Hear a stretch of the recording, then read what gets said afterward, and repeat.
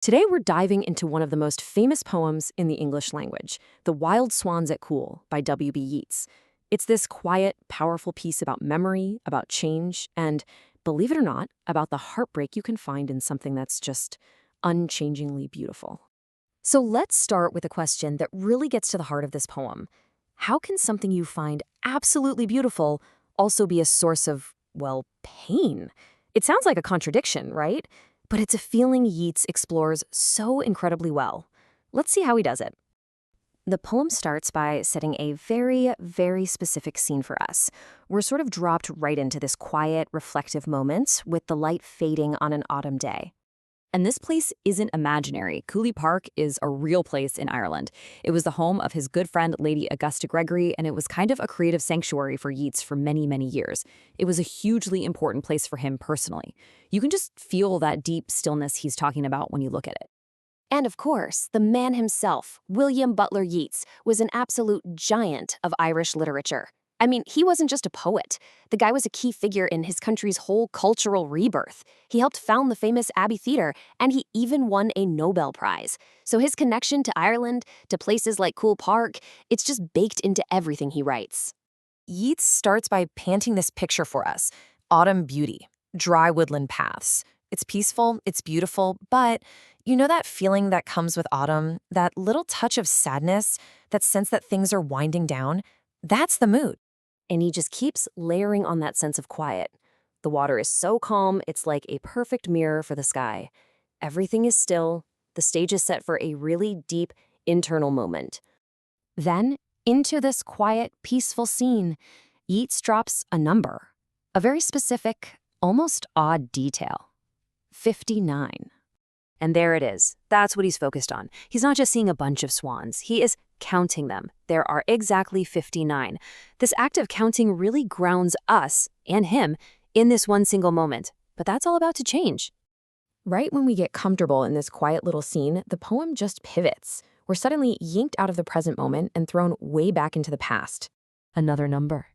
Just as stark, just as important. 19.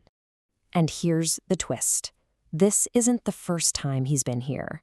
He's been coming to this same spot, counting these same swans for 19 years. All of a sudden, the poem isn't about one evening anymore. It's about 2 decades of his life. Thinking about the past like this triggers a really vivid memory of the very first time he saw the swans. And what he remembers isn't peaceful at all. It's wild, it's loud, it's full of energy. Wow, what a contrast. The language here just explodes off the page. Suddenly mount, scatter-wheeling, clamorous wings. It's noisy, it's dynamic.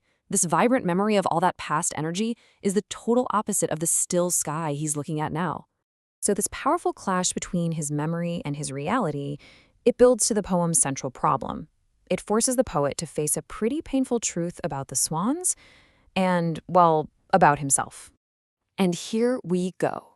This is the emotional gut punch of the poem. The quiet watching is over, and now it's just pure, open-hearted pain. He looks at these brilliant creatures, and it makes his heart ache. But why? This lays it out perfectly. On one side, you've got the poet. For him, all's changed. His heart is sore. He remembers when he trod with a lighter tread. He has felt the weight of every single one of those 19 years. And on the other side, you've got the swans. They are unwearied. Their hearts have not grown old. They are still filled with passion. It's like time just doesn't apply to them. So, you see, the swans aren't just birds anymore. They've become this powerful symbol of a timeless energy, a passion that he feels has faded in himself. Remember, in those 19 years, he's gotten older, he's dealt with political turmoil, with huge personal heartbreak. The swans are this beautiful, living, and painful reminder of a version of himself and a world that just doesn't exist anymore.